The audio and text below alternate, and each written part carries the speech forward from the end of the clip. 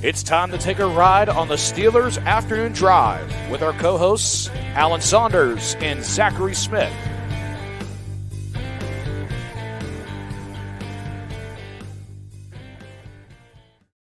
Welcome to an episode of Steelers Afternoon Drive. I'm Zachary Smith. That is Alan Saunders. Alan, how we doing? Let's drive. We did do that now until maybe every day. I don't know. Every day we're only going to talk about Russell Wilson, which is all the days probably until something happens one way or the other. Well, I was just saying, what if he actually signs? What do we do? Like, that's going to be the entire. This will be the intro for his entire tenure. There is on YouTube like a video that's like a 1 hour clip of him just saying Broncos country, let's ride. So I think maybe that's what we should do if they sign him. Is just do like a 1 hour loop of Steelers and let's ride. Let's drive. Excuse me. So obviously we knew that he was going to be meeting with the team, but actually had already met with the Giants coming to Pittsburgh, and Alan went to the liberty of checking flight logs and seeing that by the timing of things, he would have already been here when it was put out. So meeting with the Pittsburgh Steelers today. Alan, I know we've obviously touched on the fit and everything yesterday, was basically the entire episode yesterday talking about it.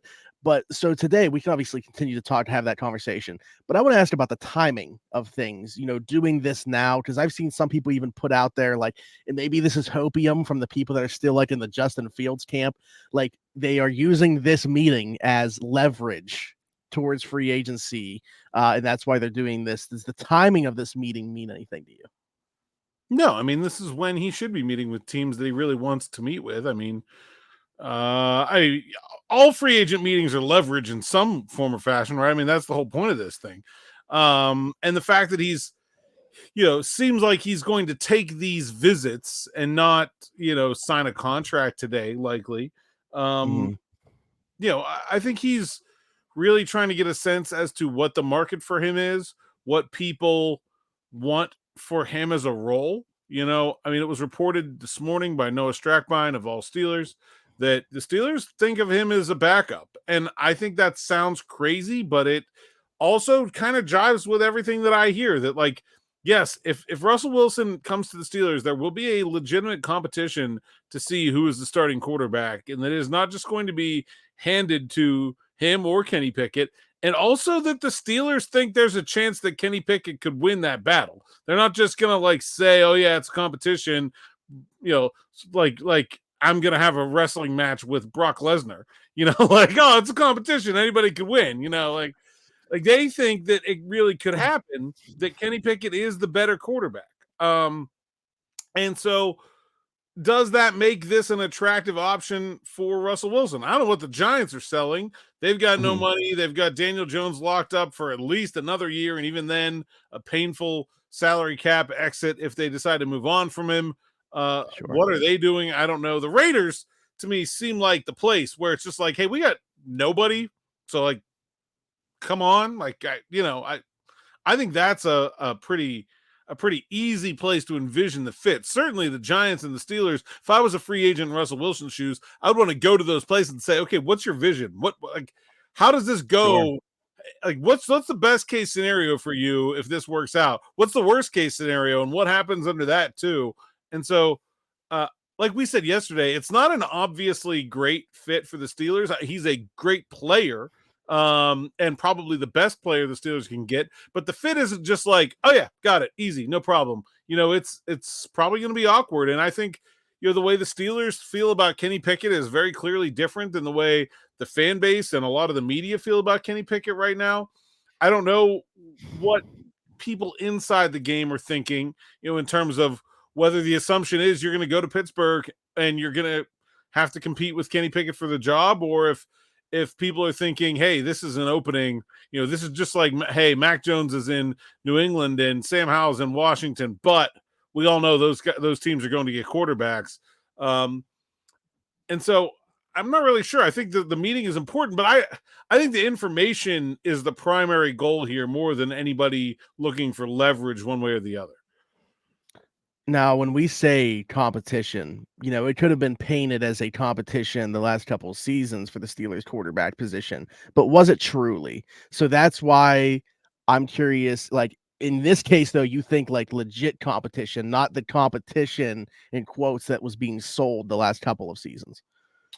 I do think there was a legit competition in 2022 when Trubisky came out of training camp with the I'm sorry, yeah. So just yeah last year, yeah. with the starting job. There obviously was not last year. Yeah. No, I think a real competition, and the reason I say that is the Steelers do, they feel like there is more to Kenny Pickett than they've seen. They want to see what Arthur Smith can do with him. That's why one of the reasons they got Arthur Smith, and also like if it's Russell Wilson, who is probably the best of the possible options to be a challenger to Kenny Pickett.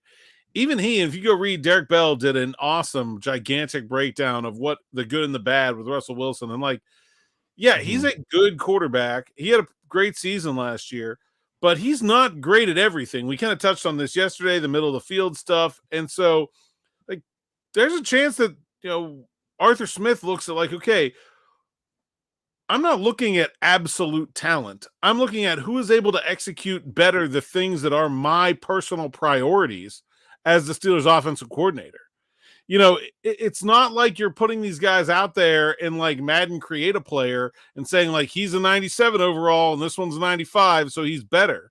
It's who's better at the things that I really think our quarterback needs to be able to do this year. If throwing over the middle of the field is a deal breaker, well, I think Russell Wilson and Kenny Pickett would probably be like the worst possible combination of quarterbacks the Steelers could come up with. But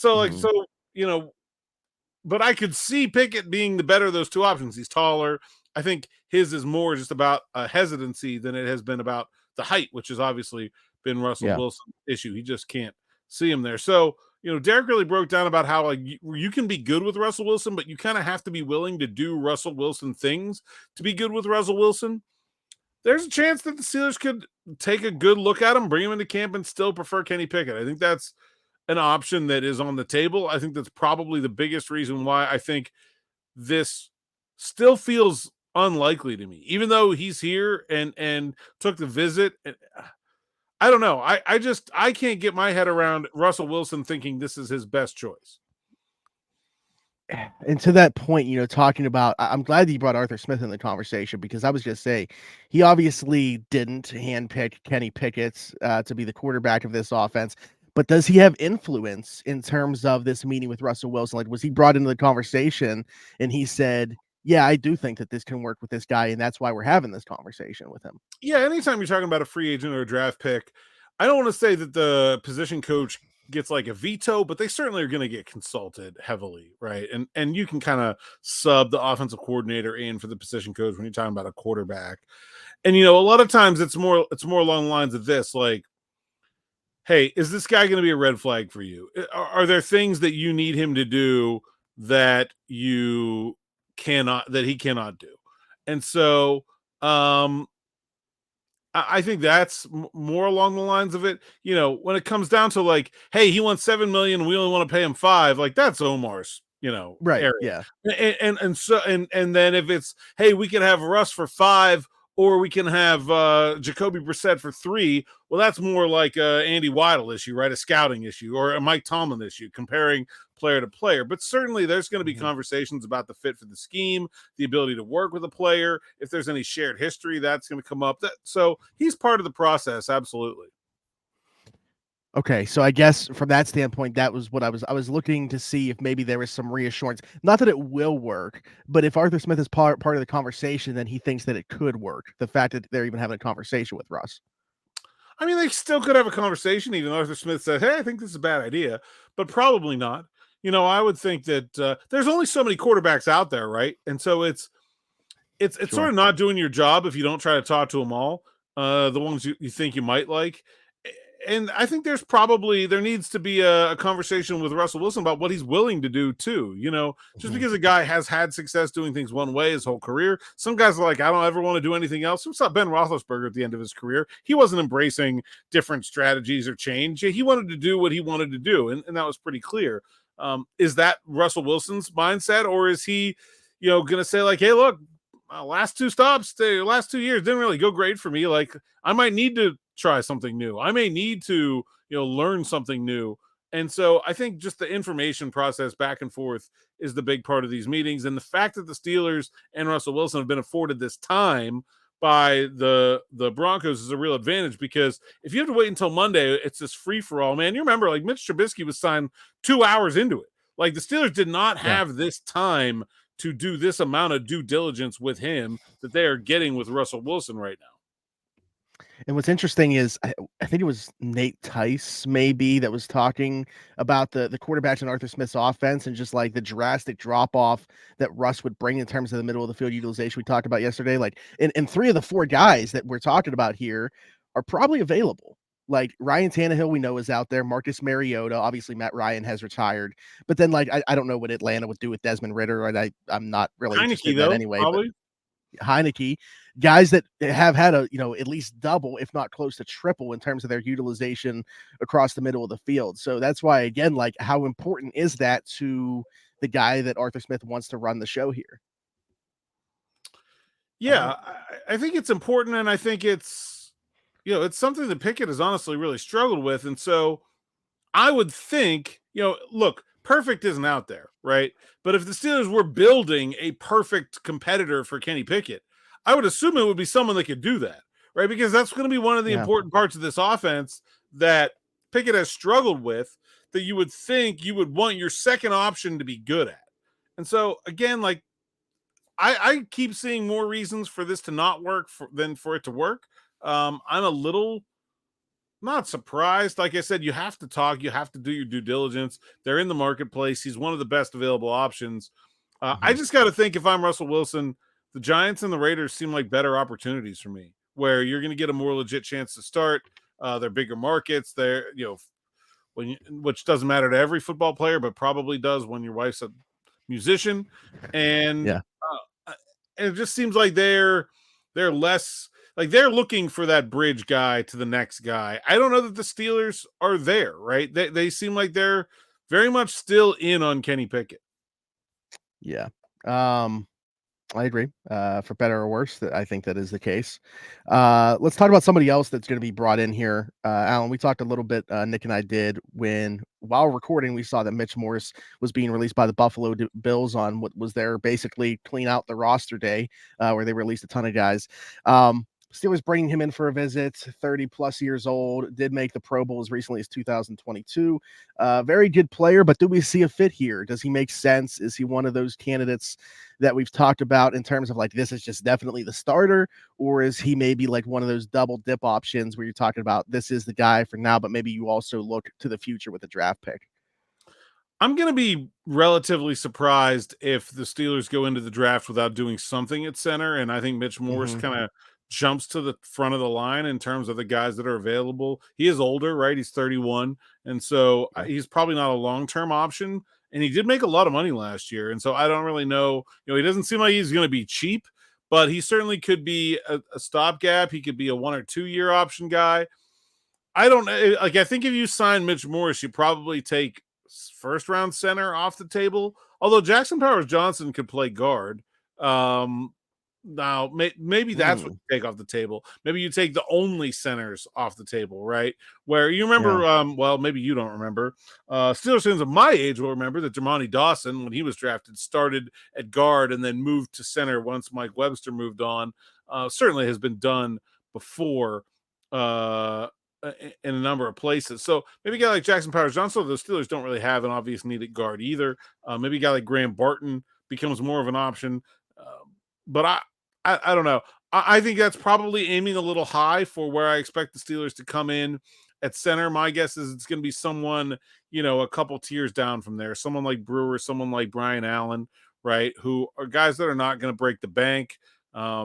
and that they're sort of more obvious, hold the door open for a rookie. I think Brewer's pretty good, but Brian Allen, with his injury concern, I don't think anybody's just going to hand him a starting job and say, here it is, it's yours forever, go ahead and take it. I think he would take a short-term opportunity with the Steelers to try to prove that he's good and get that next contract. So I think they'll probably aim a little bit lower than Morse, but it's interesting to see them bringing in one of the big names in the center class. I do think they will do something. Like, there's only 4 starting centers in the draft class. You can't just go into the draft saying we absolutely need to get one of these guys or we have no center to play this year. Like, that's just bad business. I'm sure they'll come up with something. You put something in my head as you were talking there that just scared the crap out of me. And I'm not saying that either of these are going to happen, let alone both. But Aaron Brewer as the starting center in pass protection, protecting Russell Wilson. Seems bad. Is that Aaron Brewer very small? Not to bring it back to Russell Wilson, but here's the thing though. He will be able to see over Aaron Brewer very easily because Brewer is small, right? So maybe maybe that's the key, is that when you sign Russell Wilson, you just need to build a team with all 5'10" offensive linemen. I don't know if I like that strategy, but in terms of him being able to see more, that would certainly be beneficial. But yeah, I was certainly intrigued by the Mitch Morse thing. Like, it was thrown around. Obviously, Nick talked about it. I don't know that I necessarily expected there to actually be like genuine interest enough to bring him in for a conversation, because that's, again, like that's a little bit like you, where I thought they'll sign a guy that could potentially start and be a stopgap. But I think like Mitch Morse is more than that. Like, I think he's the starter for all of 2024 if you bring him in, and potentially 2025 as well. It's not like he's handing the keys to a Jackson Powers-Johnson or Zach Frazier very early in 2024. Yeah, I agree. And look, I think Jackson Powers-Johnson is pretty good, but he's not like perfect, ready to go out of the box either. Like, there's no, even if the Steelers are still going to keep first round center option open, I think they will want someone there to be sure that if they're going to start him week 1, it's because he's ready to start week 1 and not because they feel like they have to. So do you like him more as a prospect overall, but you think Zach Frazier is more ready like right now? I think Zach Frazier is closer to his ceiling right now. I'm not sure that I would say he's more ready. Okay. I just think that there's probably more development to go. Like, Jackson Powers-Johnson's snapping is not that great. He's like a better athlete, but his technique isn't always perfect. Still pretty new to the position. Yeah, fairly new to the position. I just think he has more to learn. I think Zach Frazier is, like, not to say that he can't grow, certainly, but like, outside of getting physically stronger and learning the game, mentally, the sort of small details, like technique wise, Zach Frazier is pretty close to a finished product. And so I think you're probably less hesitant to start a guy like that right away, just because you don't feel like you're missing out on anything by letting him develop more, right? Yeah. He's the pot of chili that's been on the stove for 12 hours. You're like, could we leave it on longer? Yeah, but I know it's going to be good now. Like, let's just eat. Like, it's like that. There becomes a point of diminishing return on more development time, and it's different with every guy. And I think Zach Frazier is pretty close there. Now, Graham Barton, total opposite, right? Has never played center in a game. So if you draft him, it's the whole other end of the spectrum, where you're probably thinking, like, if he needs to be a center to play on our team, it's probably not happening in 2024 at all. And I would say Cedric Van Pran is probably maybe in the middle of those guys, right? Where he's played a lot of center. He has good experience. He definitely has some technique to refine, and also, hasn't done a lot of different stuff. So there will be a lot, like, I don't want to call the Georgia offense limited, but it's like they're only doing zone runs. Okay. There's no gap. There's no traps. There's no power. And so of those guys, he may be asked to be, like, compared to Powers-Johnson and compared to Frazier, would be asked to do some more things that he hasn't done before at the NFL level. So I could just see him taking a little bit more time to get up to speed, but he's pretty polished as an athlete and as a blocker too. I think no matter what, like, they need to draft a center. And hey, look, this is a deep center class. If they do sign a guy like Morse, like, I think it brings the third day centers into the picture more. Okay. Drake Nugent from Michigan, Hunter Norzant from Penn State, Tanner Bortolini from Wisconsin, There are other ones that are not just in the Big Ten. Those are the ones that are just coming to my mind right now. But there are lots of sort of day 3 center guys that maybe you take a swing with one of those guys, right? You sign Morse 2-year deal. Norzan, I think, is a really good developmental prospect that you could bring in and say, okay, maybe we'll have something with this guy. Maybe in a year and a half, he'll be ready to take over and ready to go. I think that's an option as well. So I believe this is the first visit that Mitch Morse has had since being released. I don't think he had one yesterday. Yeah, he hasn't been anywhere else. Yeah. So, but I think we're both in the same boat then. Like, not saying it's completely impossible, but we both think they're going to sign a free agent center, just not this one, right? Yeah, I agree. Okay. We're talking about potential additions, Alan. Unfortunately, we do have somebody off of the roster. Steelers releasing Patrick Peterson. We've talked about this being a possibility. Obviously, like, that 2024 cap hit wasn't great. I'm sure that, if it was, $1 million or $2, $3 million maybe, they bring him back in 2024 for what he was able to provide for them in 2023. But what are your thoughts on this? And again, like, something we thought possible, but did you think this was, like, definitely a certainty? I knew he wasn't going to come back at that cap amount. I did think that it was possible that they could work out a deal for him to come back making less. Some kind of extension, maybe, I thought was possible. Yeah. Especially with him, showing the versatility that he did. He played 97% of the Steelers' defensive snaps this year and did it at 3 positions, more than doubled his career high snaps as a box safety, more than doubled his career high snaps as a slot corner, and played over 200 snaps as a free safety after having only like 8 coming into this year. And so I really think he showed something with his versatility. I mean, look, even if he's a backup, the ability to be a backup at 4 positions is extremely valuable. It's just not worth $7 million. And so I think that's where it came down to. I think the Steelers would like to have him back. He was great for the room, a great mentor for young guys, of which they have a bunch and should be expected to continue to add. I think we're all expecting them to draft another corner, probably a safety, maybe a slot. Having a guy like Patrick Peterson around another group of young guys, I think it'd be really valuable. So I'm a little surprised they couldn't work out something with him to keep him here. We'll see. They have done this before where they've released a guy and then eventually brought him back. But they did it with Terrell Edmonds, right? Yeah. A couple of years ago. But we'll see. We'll see what the market is. We'll see. I think the big thing with these older guys, and it's bizarre for me to call Patrick Peterson older because I'm like 7 years older than he is. But for these guys near to their end of their career, right? I think a lot of times it's not about like whether you can play, it's about how much it's worth it to you to play. Like, is Patrick Peterson a rosterable NFL defensive back? Absolutely. Is Patrick, but not only that, is Patrick Peterson like gonna play if he's on the roster for almost every team in the league? Yeah, absolutely. The question is, what is that worth to those teams at this point in his career? Is it $5 million? Is it $2 million? Is it the vet min? And then how much is that money worth to Patrick Peterson? Because he's got a lot of it at home. Let's be real. So go ahead.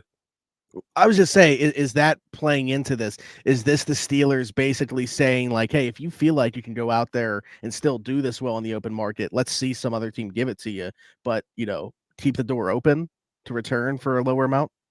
I would assume that happens, but with the caveat of they're not going to wait, right? If they feel like they need someone to fill that role and you're out there looking around, like, they're not going to wait for you to come back. They will move on to the next guy.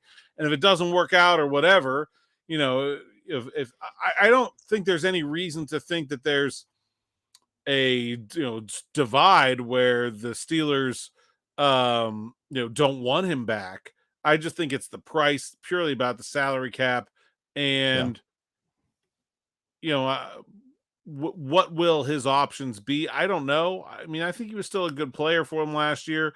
The fact that he went to safety, he wasn't that great at safety, but the fact that he went and did it, shows how dedicated he is.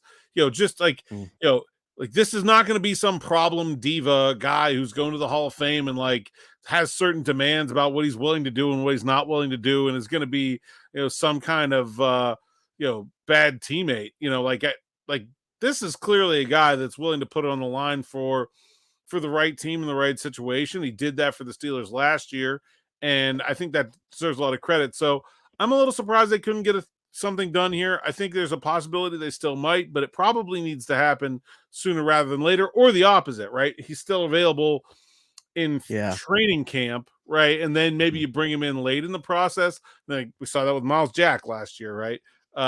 That's a possibility too. We'll see. I'm sure we'll hear from Pat, right? He's got his own his own way to tell us. And also, if this is the end of the road for Patrick Peterson, somebody is getting an incredible media analyst, because that guy's going to be a star in my business. Like, for sure. Hey, 1 for 1 in terms of winning the Chief Award with the Pittsburgh Steelers. Yeah, batting 1,000 and winning the Chief Award. There you go. Yeah. So that's what I was going to say, is like, I think they certainly value him. I don't think that's a question. It's just, what do they value him at? So I'm curious as to what the plan is for here for both sides, because I definitely think they would like to have him back for a lot of the reasons you mentioned. Like, obviously, still on the field, he can give you something, but like, I think he was huge to have around for Joey Porter Jr. last year, and you're going to add more young defensive backs. So I think that there would certainly be a desire to keep him around. I was looking at something here because Jeremy Fowler was putting out that Russell Wilson is in the Steelers building currently, but I was also like, the wording that I thought was funny. Just because he said that he is certainly, what was the wording that was used here? Somebody just sent it to me.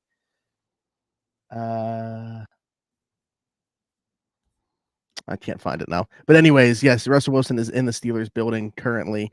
We'll see if anything comes of it. Yeah, I mean, I'm not shocked by that, obviously. Oh, here it is. The Steelers have his, in quotes, attention. Oh, okay. That's from Jeremy Fowler. Bill Crawford just tweeted, I saw Russell Wilson walking out of Dunham's in Bridgeville. Which is like just the most, what is the like where will Russell Wilson definitely not go on his visit to Pittsburgh? That's, I think, what we need to know, right? Like, where actually you should tweet that out there and see what people say. Yeah, where like the wrong answers only to, like, where is Russell Wilson going to stop on his visit to Pittsburgh? Yeah, for sure. He's got to eat somewhere, right? Yeah, I mean, you gotta. I mean, the Steelers have food at the facility, so maybe not. I don't know, but I would be like, go somewhere in the city, give him the full experience if you're trying to court him into coming here. Yeah, I mean, I think you got to take him down to, like, Monessen or like Monaca, and like put him in a bar that has no windows with a bunch of guys like smoking Winston's, drinking like Iron City or like Old Crow whiskey or something like that, and get him to really see what Pittsburgh's all about. I would love to see Russell Wilson in that scenario. Yeah, I know a few places that you just described that we could definitely show him around. It's Friday. Take him to a fish fry or something. Oh, get some church pierogies. That'd be solid. Do you think Russell Wilson has ever eaten a pierogi? No. I would say no. I mean, he was in Wisconsin. So, like, he's certainly been exposed to them. But he was only there a year. Yeah, I don't know. Seattle, no. Denver, no. NC State. Where's he actually from? He's from Cincinnati. So some German food there. I mean, I bet he's had a pierogi, but he was all over. Like, he's from Cincinnati, but he was in. I think we found your first question for him if he signs. Okay, so born in Cincinnati, grew up in Richmond, Virginia, and so kind of all over. I don't know. I think his dad played, right? His dad was a player, so he was kind of moving around. But we'll see. I don't know. Has he had a pierogi? I think that's a good first press conference question. Yeah, for sure. Honestly, like I bet at Wisconsin he's had a pierogi. I would wager. Or in Cincinnati. That would be it, right? Those two places. If we're talking about it would have been quite a while. The pierogi belt of America stretches from Madison to Pittsburgh, right? Like that's where they're all contained. And Cincinnati's in there too. Yeah. This episode is honestly, those are the types of questions that I would be asking. I would be like, have you ever had fries on a sandwich? Have you ever put them in a salad? He'd probably say, I don't eat French fries to that. But I bet Russ has some weird. He seems like a guy with some weird food takes. Yeah, probably could have stopped at some weird. There's a lot of weird thoughts, but definitely a lot of weird. All right, before we get too far off the rails, Alan, tell people where they can find you. At @Saunders_PGH, PGH Steelers now. We didn't. I appreciated the punishment suggestions for your faux pas, but you did. I wasn't going to bring it up. You did tweet a very well worded and professional apology, which I thought about making a video, but I was like, the Notes app thing is just like iconic when people apologize. Yes, so I think so. I did. Zachary should have to wear a Browns t-shirt as a punishment. I like that. I don't. It's not bad. But if somebody was talking about like dyeing, like bleaching my mustache. Like, come on. Like, all right, we can't. It wasn't that egregious, right? Yeah, let's relax. Bad, right? I appreciated Jennifer. I don't want to say the last name wrong here. Pruser just saying there should be no punishment because getting got is enough. So thank you for being on my side here, Jennifer. But I will say, is Jennifer your mom's middle name? Is that who that is? You got someone in your corner there. Jennifer's. I appreciate it, but I don't even necessarily agree with that. I think something has to happen. Yeah. I don't know. I still want to come up with Yeah. Also, the same person that said about the brown shirt also said Taylor Swift. By the way, like that is not a punishment for me. I would be completely okay with coming on. So I can't take that one. No. Now, like, yeah, I mean, could you make it punishment somehow? Maybe. I don't know. Like having to sing would be punishment, right? That would be. Yeah. But I don't want to punish the audience. I just want to punish you. That's punishment for everyone. I don't want to hear that. Yeah. Right. So I don't know. We'll see. But yeah, Chris Jones, at least as of now, did not sign that extension. So I got yesterday. It is what it is. Everybody that saw the apology on Twitter, or everybody that didn't, that's just part of the audience. I put out a formal apology on Twitter that was pretty funny, so you can go check that out.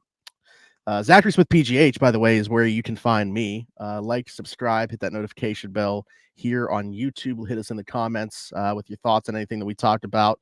Russell Wilson, Mitch Morse, Patrick Peterson, 3 topics of discussion. Let us know how you feel about all those. Pierogies, other types of food in Pittsburgh. Yeah, punishments. Let us know your thoughts on any of those. Yeah, actually, that's what I want more. Monaca or Monessen. Yeah, I want more ideas for punishments actually in the comments more than anything else. I'd like to see how creative. Yeah, also your suggestions to take Russell Wilson, like the worst places to take Russell Wilson to in Pittsburgh. Keep those coming too, because that could be fun. Leave us a 5-star review if you were listening somewhere else, Apple, Spotify, wherever your podcast from. For Alan Saunders and myself, thanks for jumping in. Take another ride on the Steelers Afternoon Drive.